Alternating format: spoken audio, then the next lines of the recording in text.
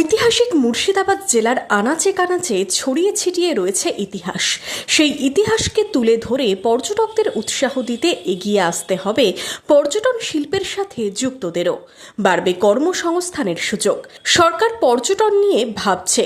শুক্রবার বহরমপুরে পর্যটন মেলায় যোগ দিয়ে দাবি করলেন রাজ্যের অনগ্রসর শ্রেণী কল্যাণ এবং গণশিক্ষা প্রসার ও গ্রন্থাগার পরিষেবা দপ্তরের মন্ত্রী গৌরীশঙ্কর ঘোষ। সংস্থান হতে পারে না, শুধু সরকারি চাকরি দিয়ে কর্মসংস্থান হবে এটা ভাবা ভুল। সেজন্য এই শিল্পটাকেও কাজে লাগাতে হবে। আর এই শিল্পকে কাজে লাগাতে গেলে সরকারকে যেমন এগিয়ে আসতে হবে, আমরা যারা পর্যটন শিল্পের সঙ্গে যুক্ত, পর্যটন ব্যবসার সঙ্গে যুক্ত, প্রত্যেককে এগিয়ে আসতে হবে। যদি আমরা সকলে এগিয়ে আসি তবে এই পর্যটন শিল্প জেলার বাঁচবে, রাজ্যের বাঁচবে, আরো বেশি পর্যটক আমাদের রাজ্যে আমাদের জেলায় আসবে, আমাদের অর্থনীতি মজবুত হবে, কর্মসংস্থান। সকলে মিলে আমাদের জেলার, আমাদের রাজ্যের প্রত্যেকটা পর্যটন কেন্দ্রে আরো বেশি পর্যটককে আনার জন্য যে যে উদ্যোগ নেওয়া উচিত, সকলে একযোগে। সরকার অবশ্যই সহযোগিতা করবে, আমাদেরকেও উদ্যোগী হতে হবে। এদিন বহরমপুরে পর্যটন মেলার উদ্বোধন করেন মন্ত্রী গৌরীশঙ্কর ঘোষ। তিনি ঘুরে দেখেন মেলায় থাকা বিভিন্ন স্টল। মন্ত্রী জানান, বাজেটে মুর্শিদাবাদের জন্য অনেক কিছুই আছে।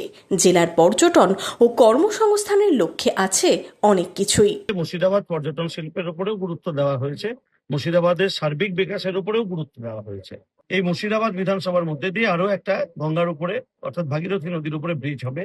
এছাড়াও পর্যটন শিল্পের বিকাশ, কর্মসংস্থানের জন্য ছোট শিল্প, ক্ষুদ্র শিল্প, আমাদের প্রত্যেকটা ব্লকে হিমঘর স্থাপন। আমরা এখানে আমাদের মুর্শিদাবাদে প্রচুর ফল উৎপন্ন হয়, প্রচুর সবজি উৎপাদন হয়, কিন্তু যথেষ্ট পরিমাণে হিমঘর নেই। তাই যখন অতিরিক্ত উৎপাদন হয়, নষ্ট হয়, আবার অন্য সময় আমাদের বেশি দাম দিয়ে কিনতে হয়। চাষিও দাম পায় না, যারা আমরা ক্রেতা তারাও একটা সময় প্রচুর পায়, সস্তায় পেয়ে যায়, অন্য সময়কে বেশি দামে কিনতে হয়। তো সেটা যেন কিনতে না হয়, সব সময়ে মানুষ যেন একটা তাদের যে আয়ত্তের মধ্যে সবকিছু পায়, তার জন্য হিমঘর স্থাপনের কথা বলা হয়েছে চাষিদের স্বার্থে। তো সার্বিকভাবে মুর্শিদাবাদের বিকাশের জন্য এবারে নতুন সরকার যে বাজেট করেছে, এই জেলার জন্য অনেক কিছু আছে। আগামী এক বছরের মধ্যে সেগুলো দেখতে পাবেন, আর দেখতে পেলেই মনে হবে যে না, মুর্শিদাবাদ বঞ্চিত হয়নি, মুর্শিদাবাদও পেয়েছি। দেখুন, পর্যটন শিল্পের গতি অবশ্যই বাড়বে, পরিকাঠামোগত উন্নয়ন হবে, নিরাপত্তার বিষয়টাও আরো বেশি উন্নত হবে। সুতরাং পর্যটক প্রচুর পরিমাণে আসবে, পর্যটন শিল্পের বিকাশ ঘটবে, আর এই জেলার অর্থনীতিও মজবুত হবে। 3 দিন ধরে চলবে এই পর্যটন মেলা।